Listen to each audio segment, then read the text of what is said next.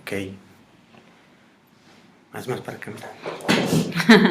Bueno, buenas noches. Vamos a esperar nada más que se agreguen alguien más a la transmisión y ya iniciamos.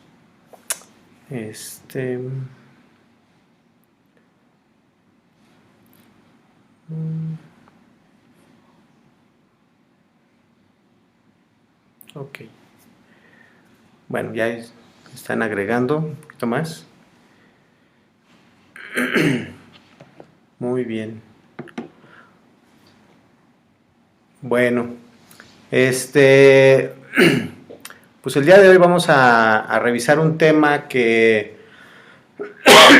sí es de mucha importancia porque normalmente podemos encontrarnos en nuestra práctica diaria un paciente con alguna enfermedad de la válvula aórtica, puede ser congénito, puede ser adquirido, puede ser alguna insuficiencia, alguna estenosis, y entonces es un paciente que generalmente pues se presenta para cirugía no cardíaca, que puede ser de urgencia. Entonces en ese momento pues tenemos que tener los elementos para saber cómo manejarlo en el procedimiento anestésico. A lo mejor es para un apéndice, a lo mejor es para una colistectomía, o es una fractura expuesta, etcétera. Y bueno, el día de hoy pues nos acompaña una compañera, amiga de aquí de nosotros, de la sociedad, y ella es la doctora Erika Flores. Ella es anestesióloga cardiovascular, egresada de aquí del Instituto Nacional de Cardiología, y actualmente labora tanto en el Hospital Licenciado Adolfo López Mateos del ISSSTE, que lo tenemos aquí atrás, y donde pues también somos compañeros, yo también trabajo ahí, y también trabaja en el Hospital General de México. Entonces el día de hoy pues nos va a acompañar y nos va a dar los elementos para nosotros poder abordar un paciente que tiene enfermedad valvular aórtica y que va para cirugía no cardíaca. Muchas gracias. Gracias, doctor. Nada más antes de comenzar, en lo que vemos que se agregan un poquito más de gente, les quiero comentar, ya seguimos enviando las constancias de las sesiones pasadas. Nos faltan algunas. Les recuerdo, se toma en cuenta los que se registran en el link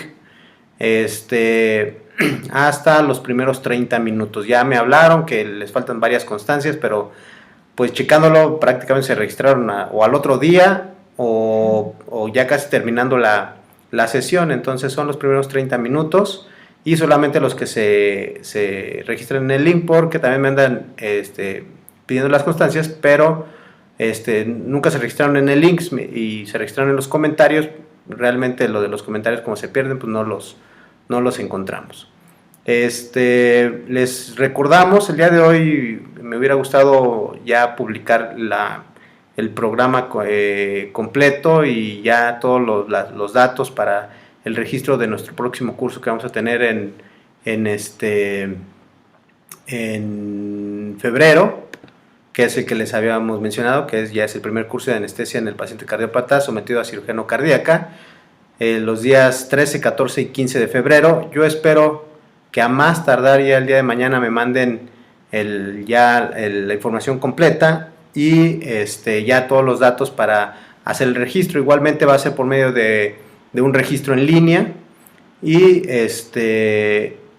para que se vayan para que estén al pendiente y se vayan inscribiendo. La próxima semana vamos a tener también la siguiente sesión, que nos va a compartir el doctor Rafael, perdón, es que no se las mostré, el próximo curso. el próximo curso, que es el que les mostramos aquí, que es el del primer curso de anestesia en el paciente cardiópata, 13, 14 y 15 de febrero. Esperemos contar con su asistencia. Ya les digo, el día de mañana presentaremos ya el programa final y aquí los esperamos. La próxima sesión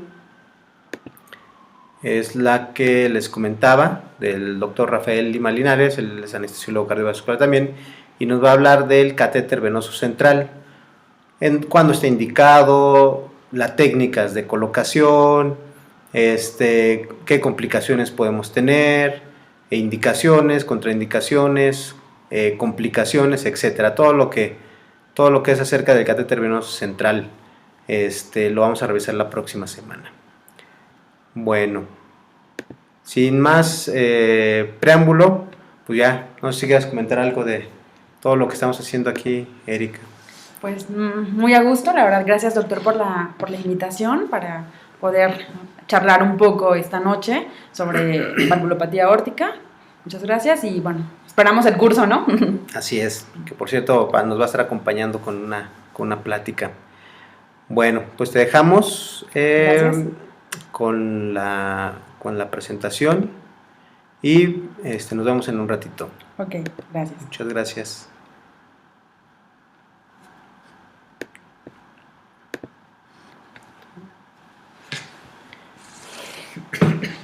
Bueno, pues gracias doctor Zavala por la invitación y gracias a cada uno de ustedes que nos acompañan en esta transmisión esta noche.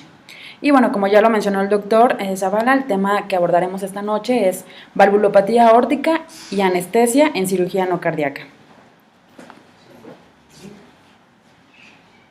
Bueno, ¿cuáles van a ser los objetivos de esta charla? Y bueno, estos van a ser definir una valvulopatía, mencionar las características de la válvula aórtica, definir qué es una estenosis aórtica, una insuficiencia aórtica, comprender su fisiopatología y el comportamiento hemodinámico de los pacientes con esta patología valvular y bueno, las consideraciones anestésicas que debemos de tener en cuenta para el manejo hemodinámico de estos pacientes.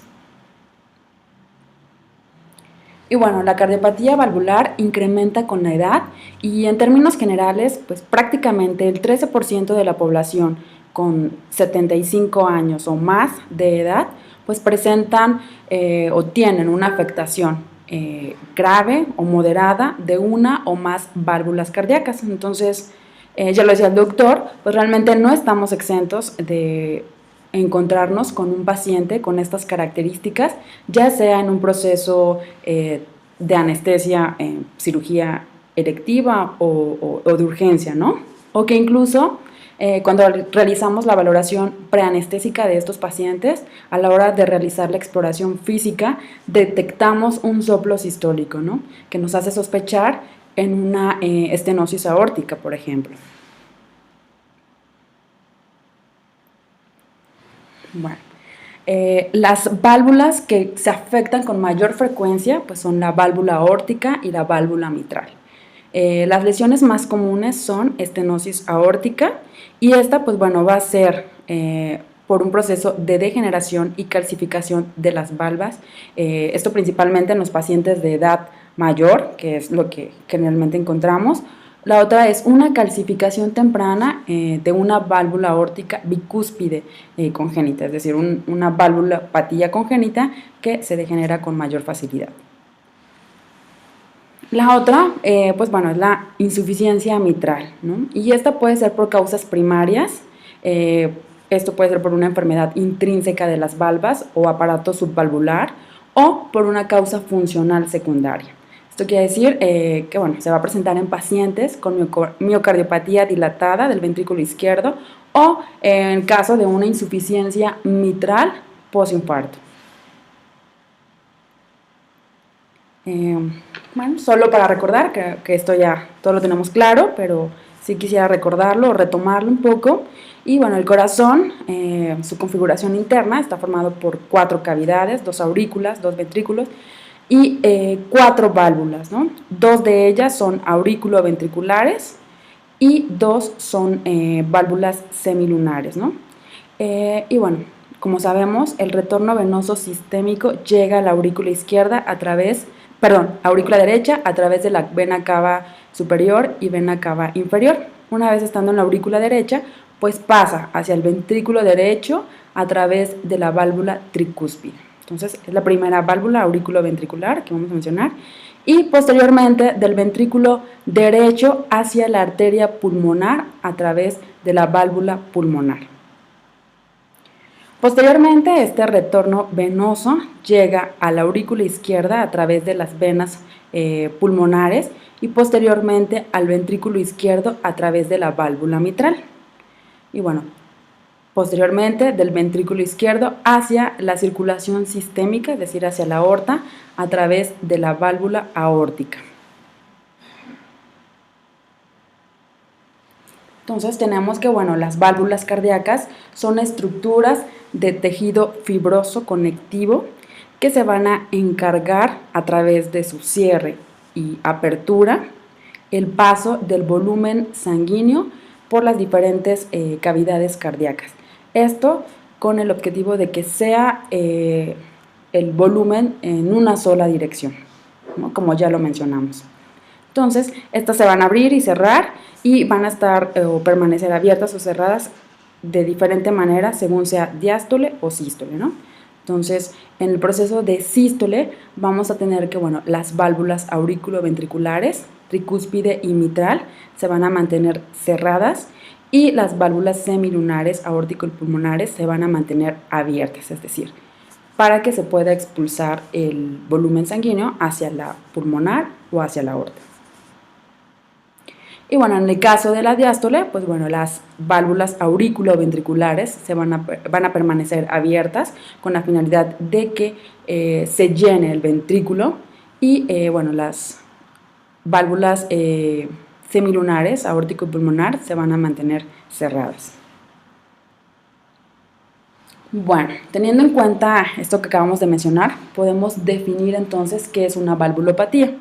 Una valvulopatía, pues bueno, va a ser la alteración estructural o funcional que impide la apertura o cierre correcto de una o varias válvulas del corazón. Entonces, ya enfocándonos en la válvula aórtica, pues bueno, vamos a mencionar algunas de sus características. La válvula aórtica va a estar en un segmento que se encuentra en la raíz aórtica, que va a comunicar el tracto de salida del ventrículo izquierdo con la aorta ascendente. Y esta va a estar compuesta de varios elementos, entre estos el triángulo intercomisural, la zona de inserción de valvas y comisuras, valvas aórticas, los senos de Valsalva y la unión sinotubular.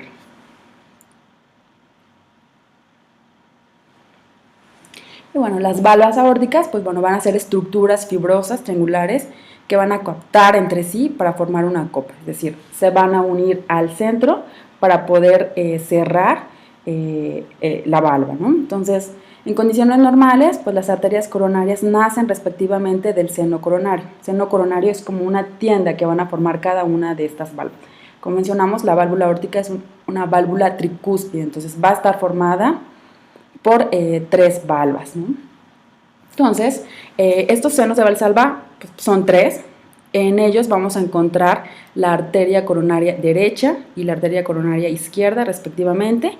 Y bueno, un seno coronario que no va a tener arteria coronaria, que es el seno no coronariano. La unión entre estas valvas, pues bueno, se va a definir como comisuras, ¿ok? El área valvular normal es de entre 2 y 3 centímetros cuadrados. Ahora, retomando, pues bueno, como vemos en esta gráfica, según el porcentaje podemos identificar las principales causas que generan valvulopatía aórtica, ¿no? En la primera gráfica, pues nos referimos al caso de estenosis aórtica, donde podemos observar que prácticamente el 80% de la etiología es por un proceso degenerativo. Sin embargo, con un 20%, 10% tenemos también que es de causa reumática, ¿no? En nuestro país, pues bueno, sigue siendo una de las principales causas de valvulopatía aórtica. Por otro lado, en el caso de la insuficiencia aórtica, con un promedio de 50%, pues bueno, igual el proceso sigue siendo degenerativo, en un 20% reumático, puede ser congénito, puede ser inflamatorio o incluso un proceso de endocarditis. Ahora, creo que es importante mencionar algunos puntos sobre la fisiología cardíaca que nos van a permitir entender qué es lo que sucede en cada una de estas presentaciones de valvulopatía aórtica, ya sea estenosis o insuficiencia. Y bueno, vamos a definir el ciclo cardíaco como toda la serie de eventos mecánicos que permiten a través de gradientes de presión bombear el volumen sanguíneo. Este va a estar determinado por varios puntos, ¿no? Y uno es la actividad eléctrica, es decir, la capacidad de generar un impulso y contraerse el corazón. La otra es la presión que existe dentro de las cavidades cardíacas, el volumen, que igual está dentro de las cámaras cardíacas, el flujo contenido en el sistema circulatorio y desde luego el cierre y apertura de las válvulas cardíacas. Entonces, estos puntos es importante que los tengamos en mente porque nos van a permitir entender lo siguiente. Entonces, recordando, igual el ciclo cardíaco está compuesto por dos fases, ¿no? Una fase sistólica y una fase diastólica.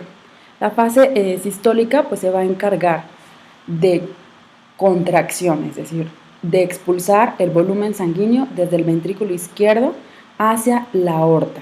Entonces, este va a estar caracterizado por tres fases. Una, contracción isovolumétrica, eyección rápida y eyección lenta.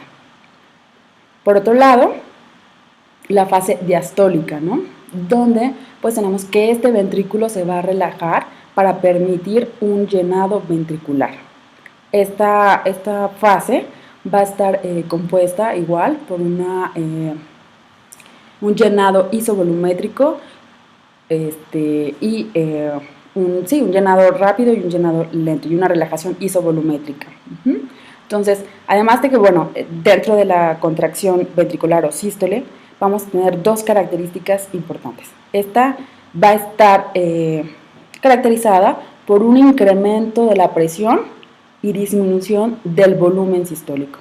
Y por otro lado, la diástole va a estar caracterizada por un incremento en el volumen sistólico y una disminución de la presión sistólica. Entonces, también cabe mencionar que, bueno, el proceso de sístole ocupa prácticamente 2/5 partes del ciclo cardíaco y la diástole, pues el resto. Entonces, prácticamente el ciclo cardíaco tiene más tiempo diastólico, ¿ok? Y bueno, retomando esta gráfica que está al lado izquierdo de la pantalla, podemos identificar varias curvas. Del lado de color azul está la curva de presión ventricular y de color rojo está la curva de volumen ventricular. Entonces tenemos que, bueno,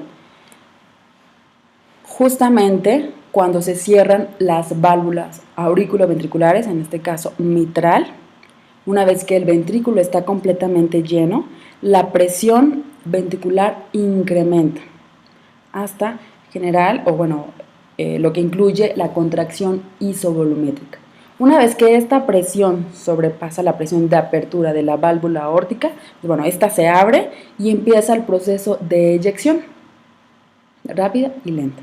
Una vez que esto sucede, obviamente desciende la presión y el volumen, con lo que da pauta a la relajación isovolumétrica, es decir, disminuye la presión y permite que ese ventrículo se vuelva a llenar nuevamente. Entonces, como veremos, abajo de justamente la curva azul tenemos la curva del volumen ventricular y donde vemos que, bueno, el volumen de 120 antes de la contracción pues va disminuyendo justo cuando el corazón, el ventrículo, empieza a contraerse para expulsar el volumen sanguíneo. Y así sucesivamente en cada contracción y relajación del ventricular. Otro punto importante es, bueno, tenemos la la representación electrocardiográfica. Y la onda P, pues ya sabemos, pues expresa, ¿no?, la contracción auricular. Y cabe mencionar que esta contracción auricular contribuye entre un 25 y un 30% del llenado ventricular. Entonces es una cantidad considerable. Entonces cuando llegamos a perder el ritmo sinusal, pues perdemos ese aporte del 25 al 30%. ¿Okay? El complejo QRS, que pues obviamente expresa la contracción ventricular, y la onda T, que bueno, expresa la repolarización ventricular.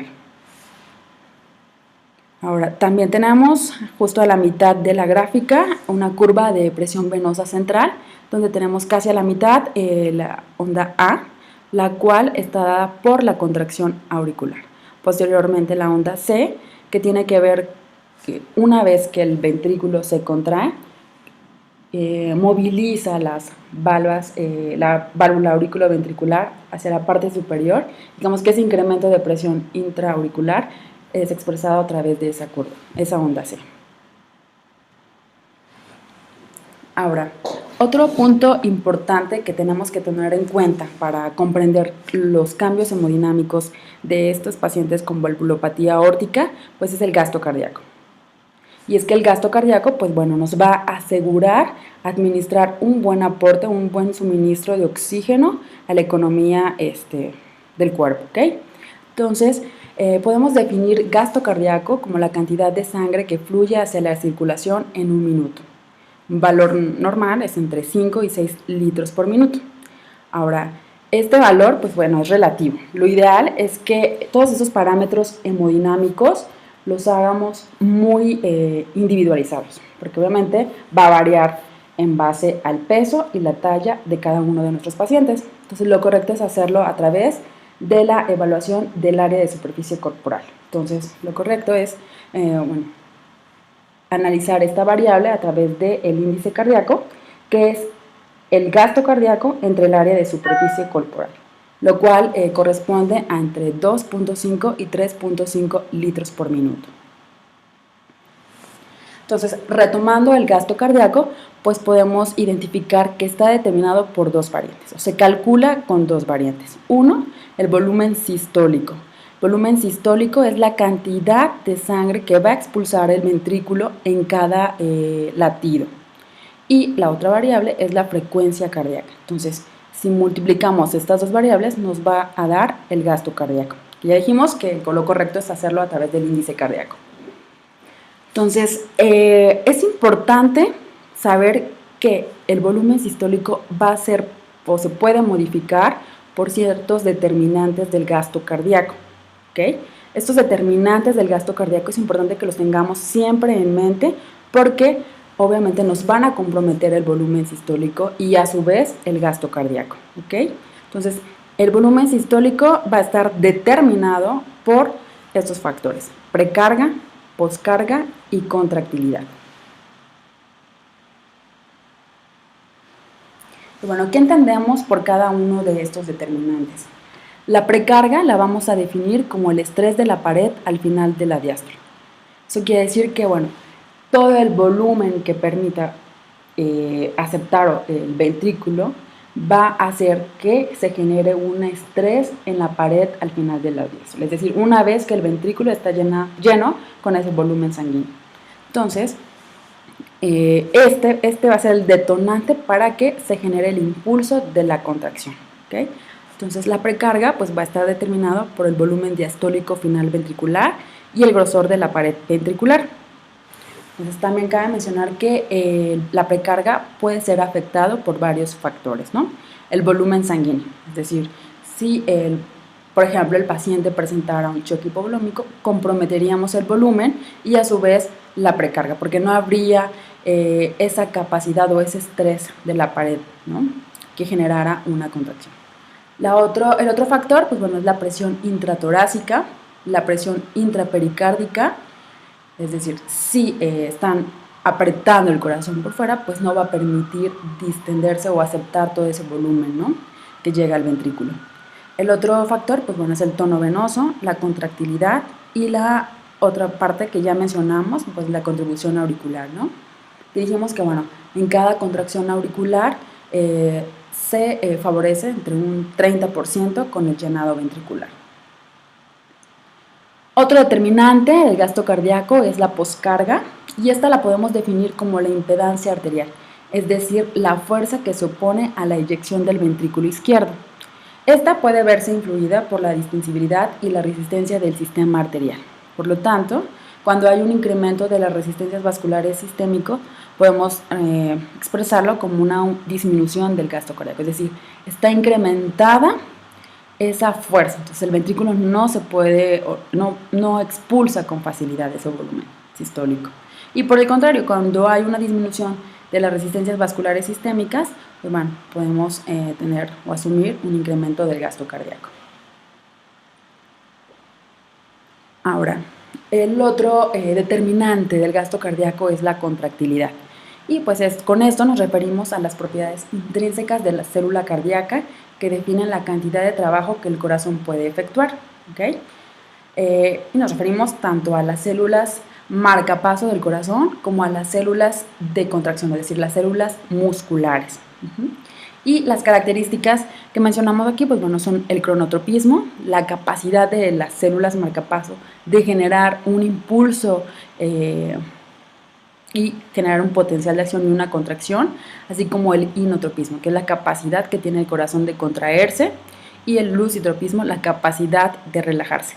Eso es importante porque vamos a ver que estos pacientes, ya sea con estenosis aórtica o insuficiencia aórtica, van a desarrollar alteraciones o modificaciones en las células musculares, es decir, vamos a presentar un engrosamiento de esa pared ventricular o, por otro lado, una dilatación de esa pared ventricular. Entonces, estos puntos de contractilidad se van a ver modificados.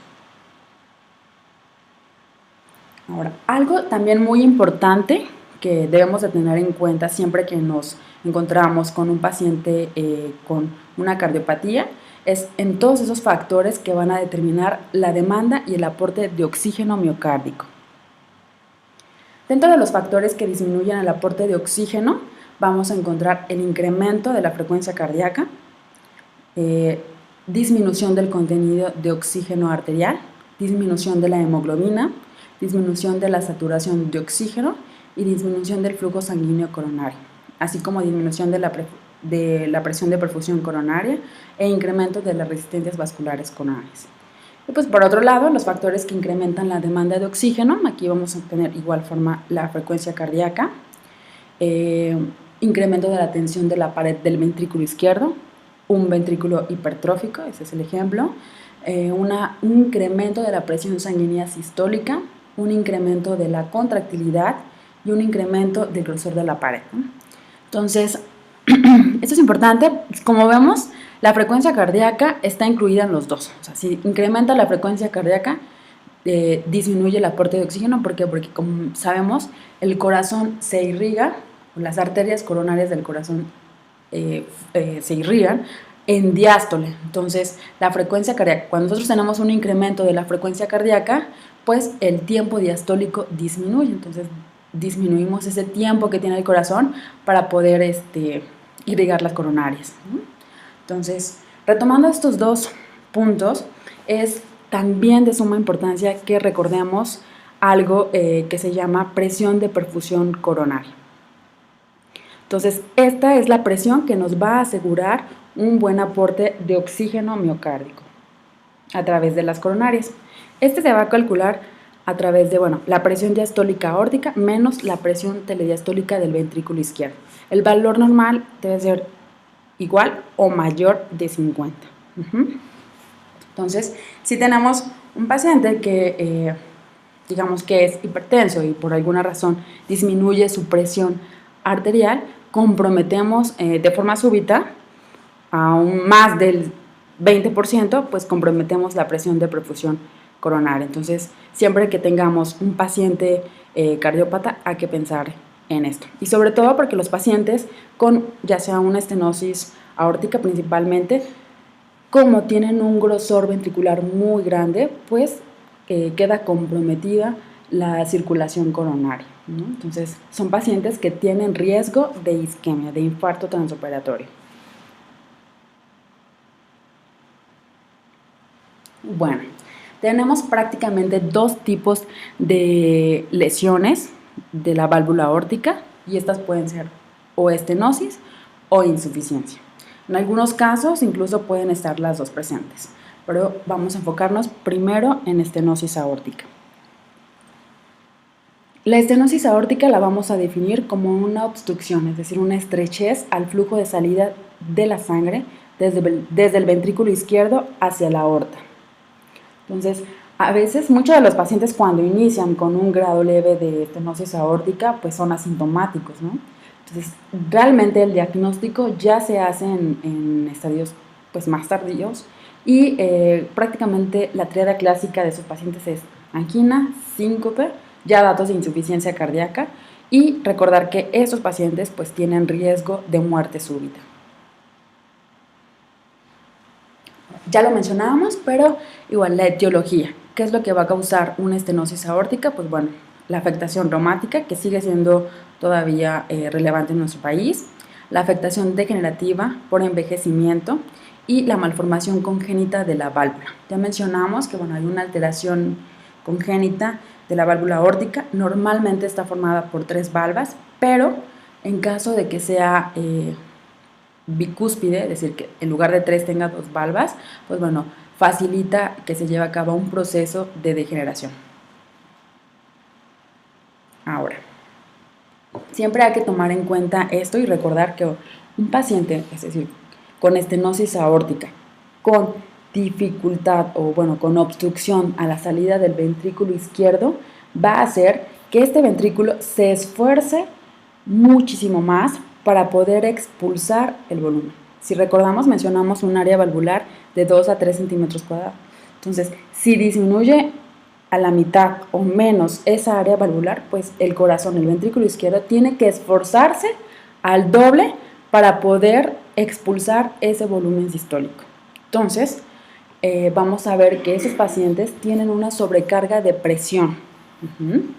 Y bueno, esta sobrecarga de presión, es decir, que el corazón se siga esforzando para poder expulsar la sangre a través de un orificio que se va reduciendo en área, pues bueno, va a hacer que estas fibras musculares se estimulen y generen un incremento de la masa muscular ventricular. Entonces, esos pacientes, pues bueno, van a estar caracterizados, ¿por qué? Porque tienen un grosor ventricular considerable, o sea, grande. Entonces, este grosor, a su vez, también va a hacer que el ventrículo sea grueso y con una cavidad ventricular pequeña. Entonces, si nos lo imaginamos, pues vamos a darnos cuenta que va a ser un ventrículo fuerte, pero que va a tener dificultades para relajarse, es decir, va a tener poco volumen sistólico, se va a llenar con muy poco volumen. Ok.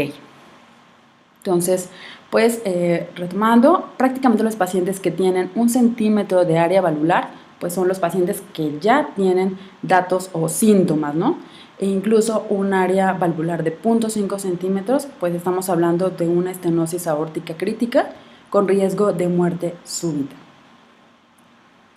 En la parte inferior de la diapositiva podemos observar una gráfica de presión-volumen del ventrículo izquierdo en el caso de una estenosis aórtica. Entonces, en la imagen gris podemos observar esta curva que se lleva a cabo en un ventrículo normal, y en color rojo podemos observar la diferencia en un paciente con un ventrículo con cambios por una estenosis aórtica. Entonces, como podemos observar, en gris, pues bueno, es un ventrículo que se llena con un adecuado volumen y que no requiere tanta presión para poder expulsar. Sin embargo, en rojo podemos observar que esa presión obviamente se incrementa y pues como tiene una cavidad pequeña, ese volumen también se ve disminuido. Entonces, bueno, estos pacientes con estenosis aórtica van a tener obstrucción al flujo del ventrículo izquierdo, van a incrementar la presión sistólica, van a incrementar la masa del ventrículo izquierdo, y esto también es importante mencionarlo porque todos estos determinantes, como mencionamos anteriormente, van a incrementar el consumo de oxígeno miocárdico. Es por esta razón que estos pacientes tienen alto riesgo de presentar isquemia, ¿no? Y bueno, la otra es que tenemos que tomar en cuenta y asegurar una buena oferta de oxígeno miocárdico. Entonces, ¿cómo es que vamos a abordar a estos pacientes? Desde luego es sumamente importante hacer desde una buena valoración preanestésica y bueno, tener en cuenta esto para asegurar un buen manejo. Entonces, vamos a investigar sobre los signos y síntomas, es decir, si el paciente ya ha debutado con disnea, síncope, angina, y bueno, a lo mejor escuchamos ese soplo, ¿no? Sistólico. Otra característica importante de estos pacientes con estenosis aórtica que tienen un pulso característico, que es el parvus tardus, y que está caracterizado por una amplitud disminuida y un ascenso lento.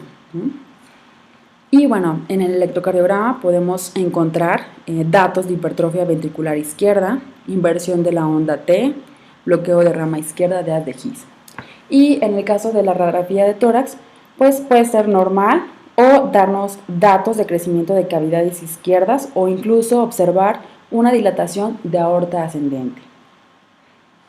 Ahora, dos estudios que nos van a aportar más datos sobre el área valvular y sobre la gravedad de la estenosis aórtica, pues es el ecocardiograma y el cateterismo cardíaco. Ambos nos van a permitir evaluar y determinar el área valvular de la que estamos hablando, enfrentándonos al paciente. Y también, pues, un dato muy importante que nos habla también de la gravedad, pues es el gradiente ventrículo aórtico.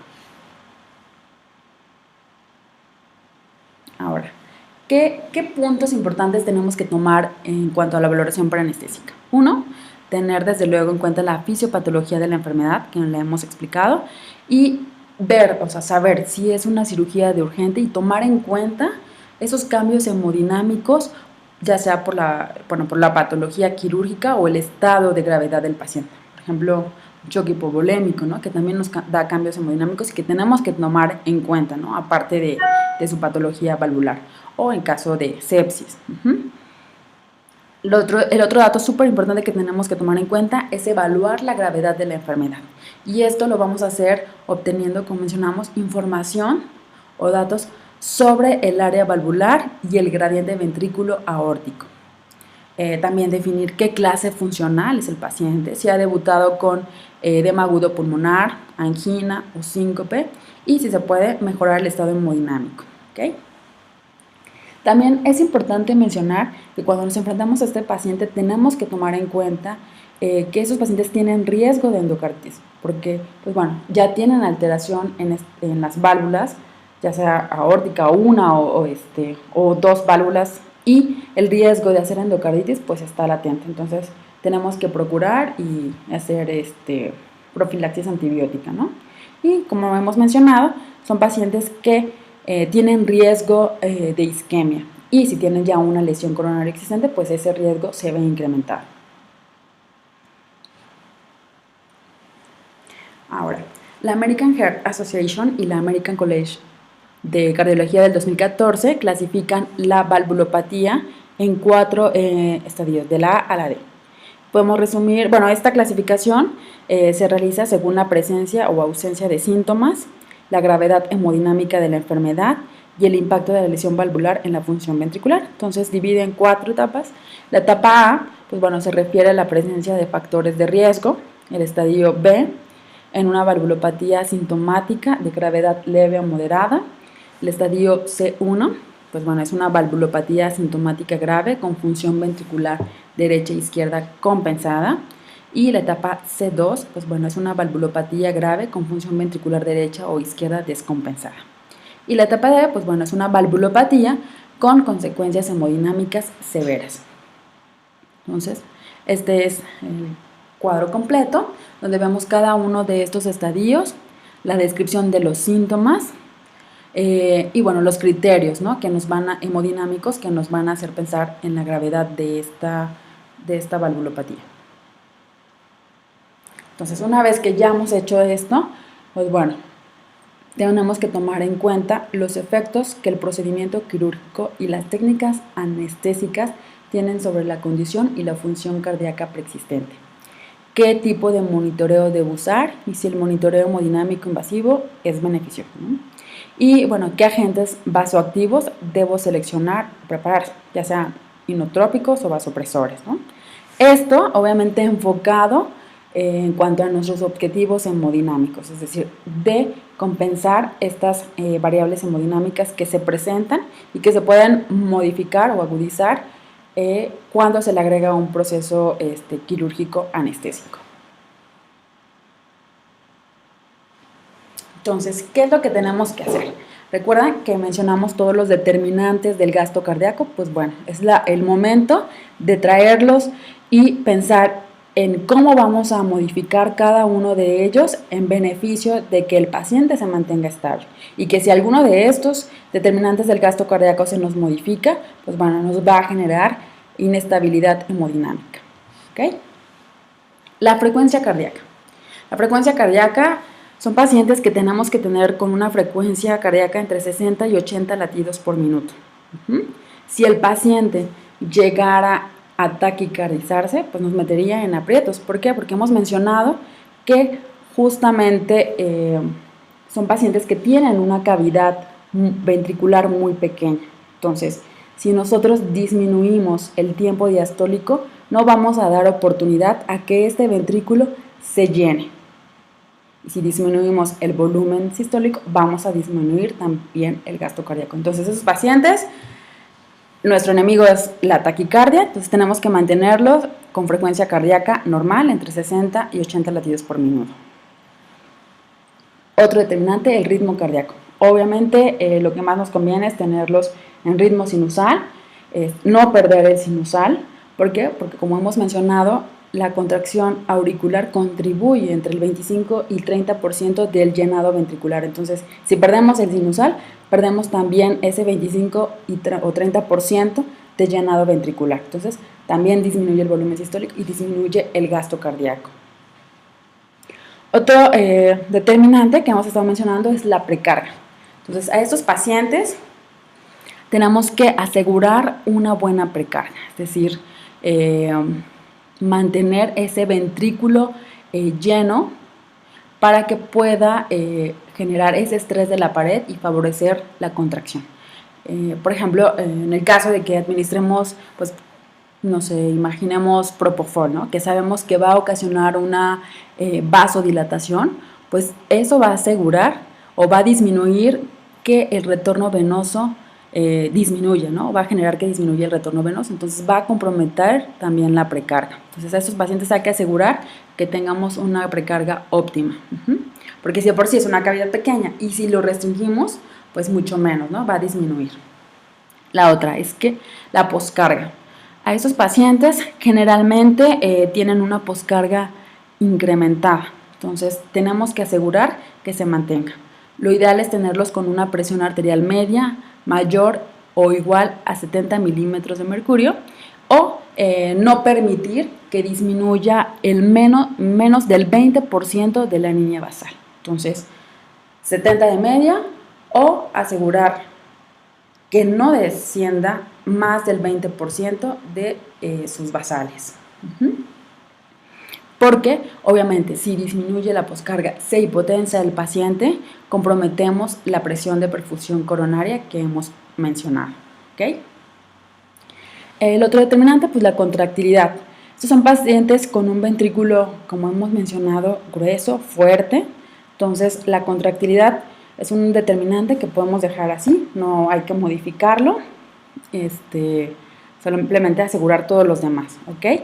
Entonces, en resumen, podemos decir que estos pacientes se van a beneficiar de una frecuencia cardíaca normal, un ritmo cardíaco sinusal y mantener la poscarga, es decir, asegurar una presión arterial media mayor de 70 y no disminuirla menos del 20%. Y bueno, aquí lo que tenemos que tener mucho cuidado es en evitar taquicardia, porque obviamente nos compromete el llenado ventricular, la diástole y la hipotensión. ¿Por qué? Porque también nos compromete la presión de perfusión coronaria. y pues también asegurar un buen aporte de oxígeno mecánico.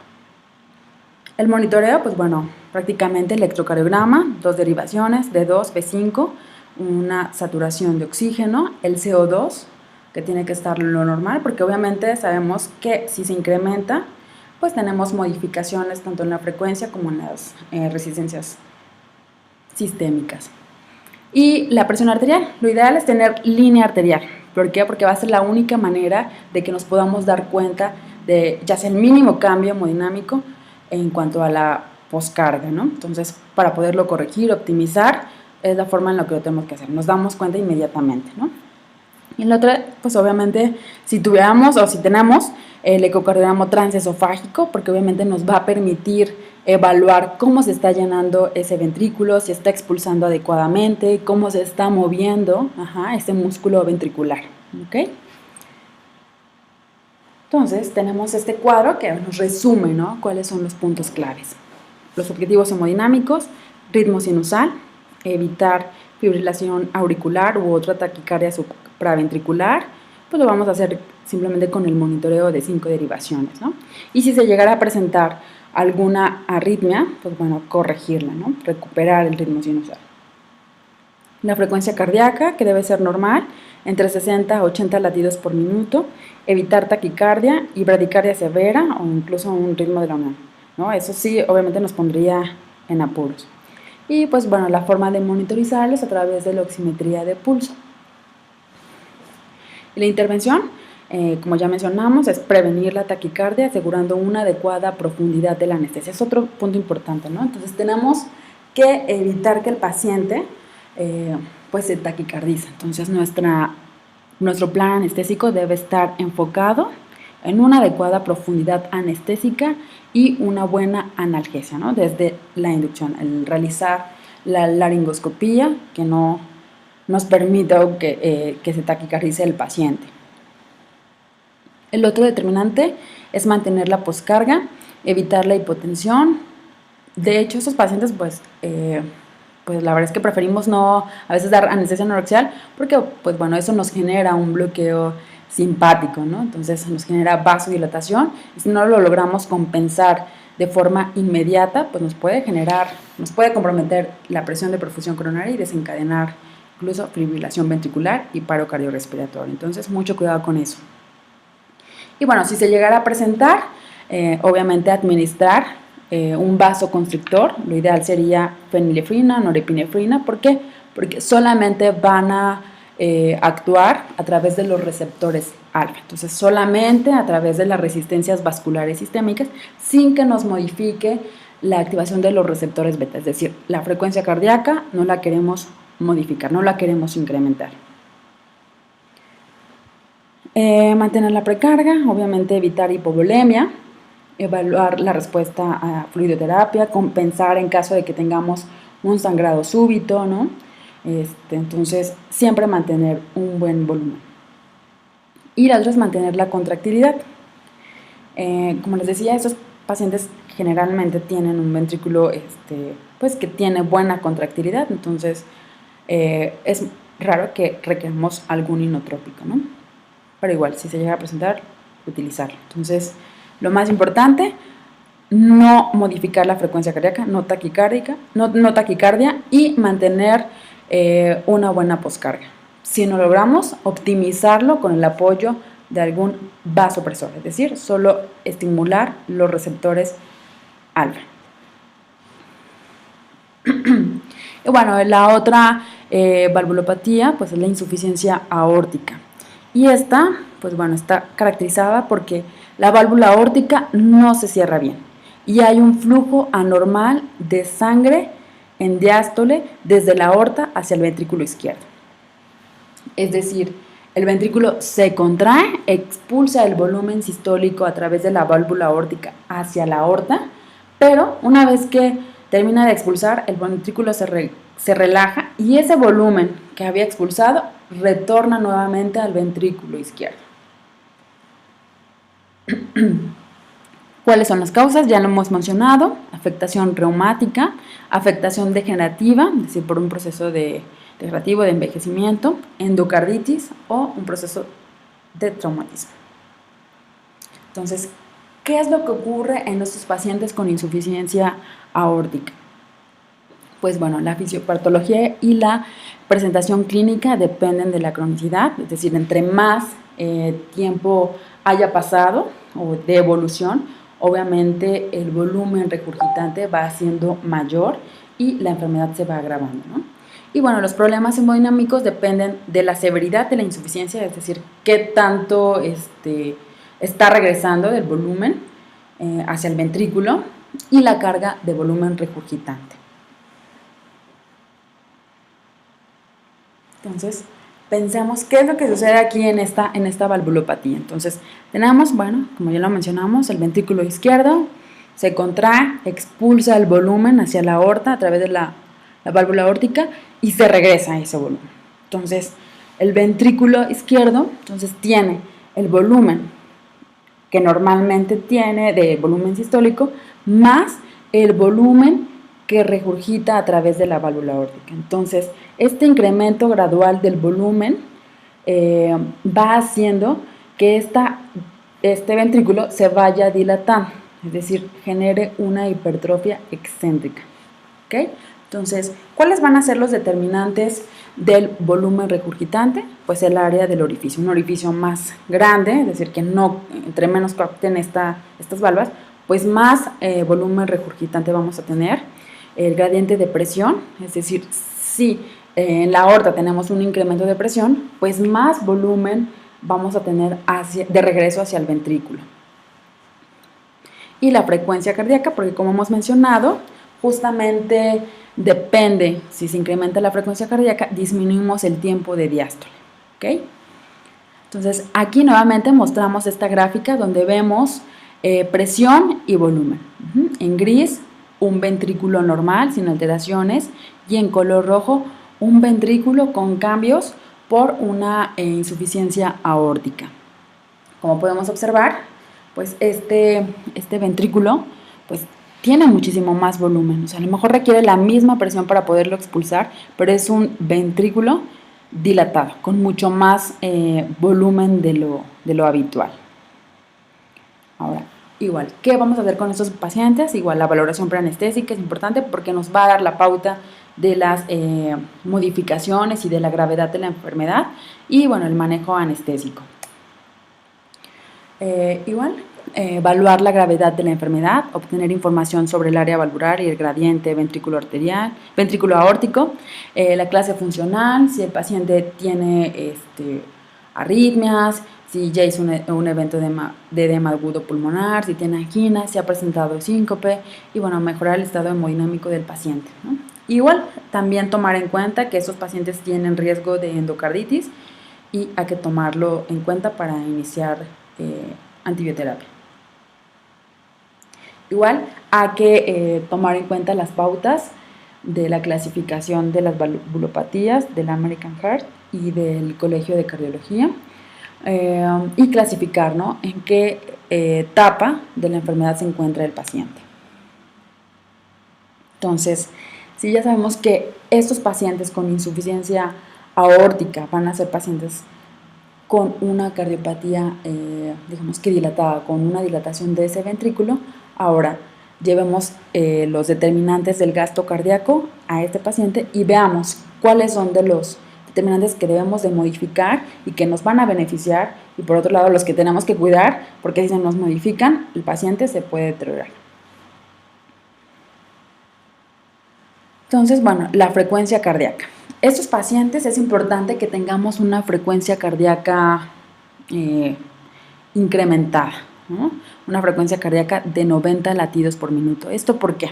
Como hemos mencionado, la frecuencia cardíaca, entre más incremente, más disminuye el tiempo diastólico, es decir, el tiempo de llenado ventricular. Y si dijimos que la regurgitación aórtica o el regreso de volumen a través de la válvula aórtica es en diástole, si nosotros acortamos ese tiempo diastólico, pues bueno, se va a regurgitar menos volumen.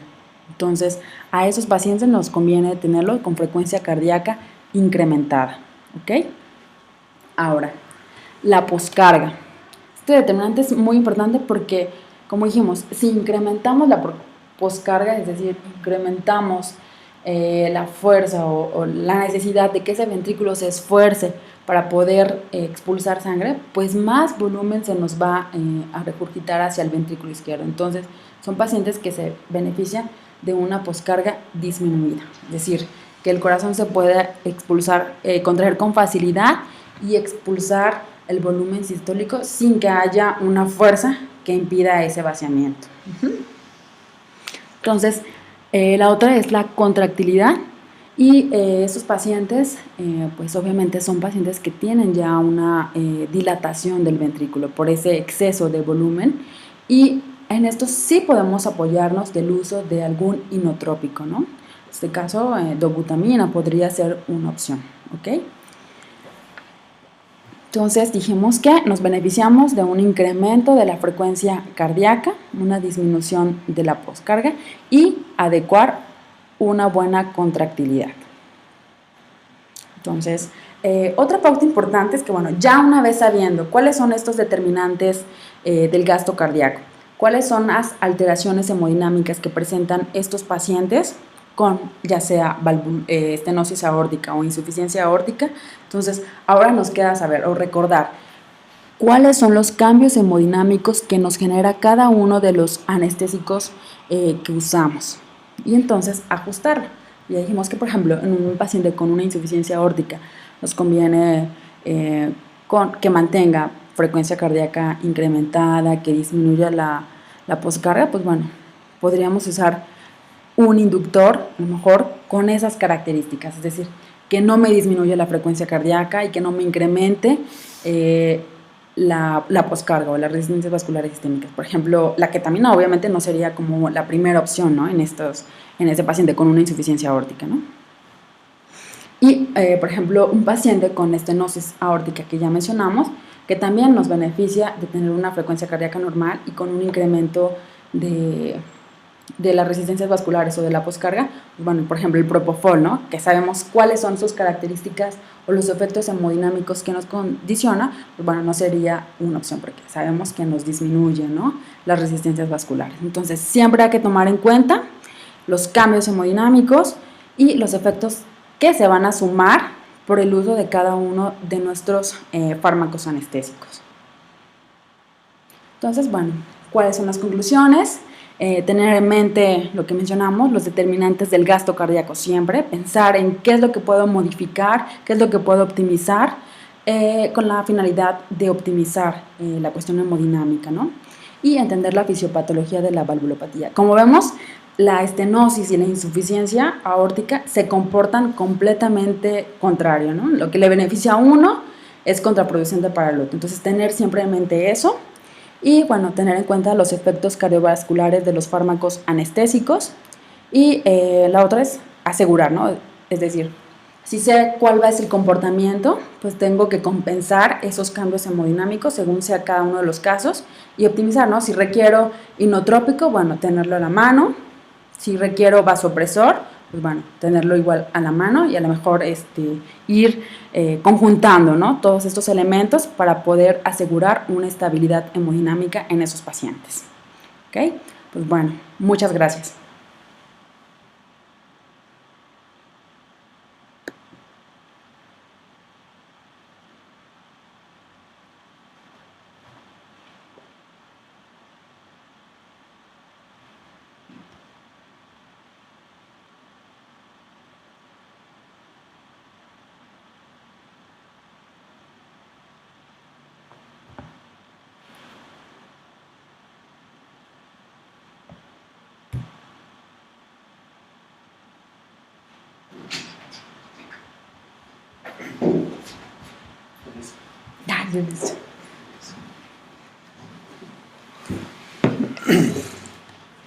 Bueno, la verdad que un tema muy interesante, por parte de la doctora Erika Flores. La verdad es que sí le agradecemos la participación y el apoyo que nos ha dado en esta sesión. Perdón. Y bueno, nada más, mira, te comento, tuviste muy buena Tuvimos una muy buena audiencia el día de hoy. Hubo hasta 200, casi 250 vistas en vivo. Y bueno, te comento, mira, desde dónde nos estuvieron viendo el día de hoy. Ok.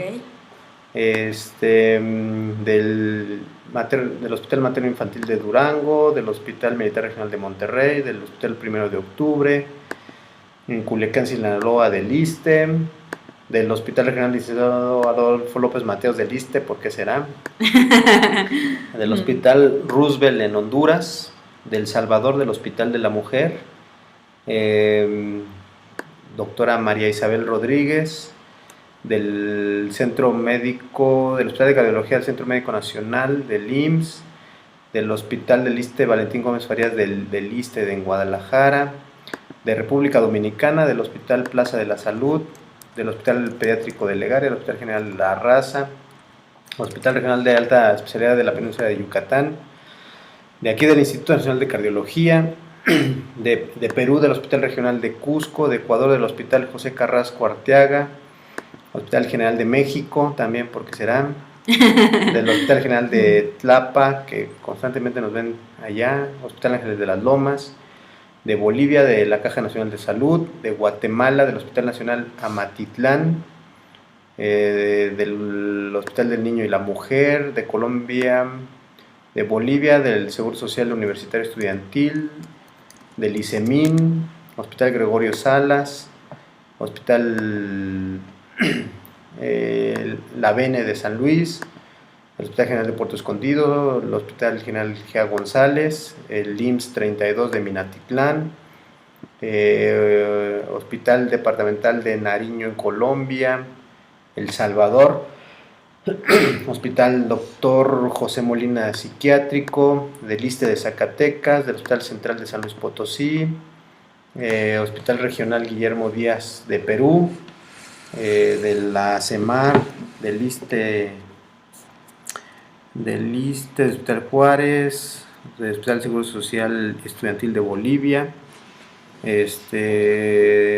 bueno, sin fin de lugares, del ISSSTE de Pachuca, de Lomas Verdes, de traumatología, del ISSSTE de Huauchinango, Puebla, Hospital Infantil de Teletón de Oncología, Hospital Regional de Cajamarca en Perú, Hospital Clínico Vidma en Bolivia, Ecuador, del Hospital Docente de Riobamba, del Hospital del ISSSTE del Darío Fernández, Tapachula, del Hospital General de Tapachula, del Hospital Regional Especial de Ciudad Salud, de la Sedena, Hospital del Niño, etcétera, etcétera, bueno, sin fin de hospitales de Paraguay, del Hospital de Clínicas, mucha gente de Bolivia, mucha gente de Colombia, mucha gente de Venezuela, también te estuvieron viendo de Argentina, Paraguay, Nicaragua, Hospital Berta Calderón.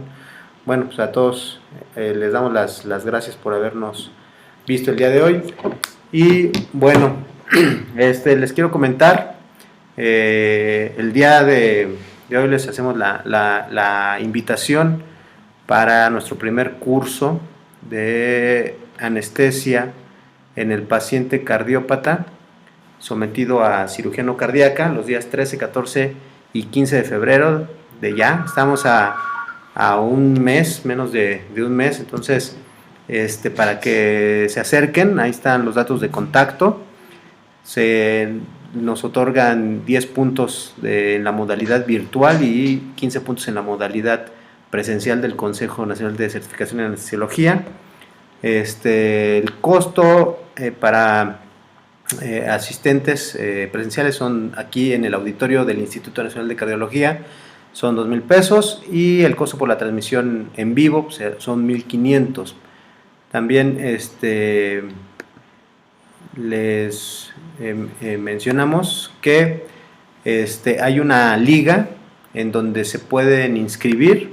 Esto lo vamos a publicar ya en nuestra página de Facebook, pero bueno, hay una liga donde se pueden inscribir, es en congresos.tv/LAMAC. Ahí siguen los pasos y bueno, pueden realizar su pago con tarjeta bancaria o en efectivo, en el OXXO, etcétera. Y bueno, los esperamos aquí. Y nada más para mencionarles, hay también ya con el tiempo lo tenemos ya a la vuelta de la esquina el curso. Va a haber un costo preferencial en la asistencia en el modo presencial, acudir aquí al curso en el auditorio del Instituto Nacional de Cardiología. Si se inscriben antes del 31 de enero, va a haber un descuento de 500 pesos, entonces van a ser 1,500 pesos. Entonces es una buena oportunidad. Antes del 31 de enero, en lugar de pagar los 2,000 pesos, pues pagarían 1,500. Hay costo también para los residentes y personal de enfermería. Lo vamos a publicar el día de mañana. Es todavía un costo más bajo para apoyo a los residentes, estudiantes de enfermería o enfermeras. Y los 2 talleres que vamos a tener van a tener también un costo muy accesible. Ya el día de mañana lo publicamos y publicamos también ya el programa completo para que ya inicien con las inscripciones. Ahí está la liga en donde se tienen que inscribir. Entonces pues los invitamos y los esperamos aquí en el instituto para este primer curso que vamos a realizar. Pues nada más, les recuerdo la próxima sesión, que es el de la próxima semana, que es el catéter venoso central por el doctor Rafael Lima Linares, donde nos va a hablar de las indicaciones, contraindicaciones, complicaciones, y también nos va a explicar cómo colocar un catéter venoso central. Para los que nos dedicamos ahí a la anestesia general, pues nos va a servir mucho, porque a veces requerimos de ponerle el catéter central, ya sea guiado por ultrasonido o de manera directa, que tiene un poquito más de experiencia, y de todas maneras todo eso nos va a explicar el doctor Lima la próxima semana. Ya nada más bueno, pues damos las gracias a la doctora Erika Flores. Y pues los esperamos, y la verdad muchas gracias por el apoyo a estas sesiones que hemos venido dando ya desde hace algunos meses, y la verdad es que hemos tenido muy buena respuesta. ¿Algo más que quieras comentar? Pues muchas gracias, y pues gracias por habernos acompañado en esta transmisión, y pues saludo a todos. Invitarlos al curso también. Ah, sí, claro, obviamente. Los esperamos en el curso, que como bien ya el doctor les dio las fechas y todos los datos importantes, entonces pues los esperamos. Y bueno, de todas maneras, ayúdenos con suscribirse a nuestro canal de YouTube. Ahí lo tenemos al inicio de nuestra página de Facebook. Y ya los que ya están inscritos, estas sesiones se quedan ahí grabadas en el canal, y ayúdenos a compartir y ayúdenos a suscribirse. Los que ya están suscritos, pues denle like y la campanita, por favor. Bueno, pues muchas gracias, nos despedimos y hasta la próxima semana. Estén pendientes de la página de Facebook, donde vamos a poner ya toda la información completa del próximo curso que vamos a tener. Gracias, hasta el próximo miércoles.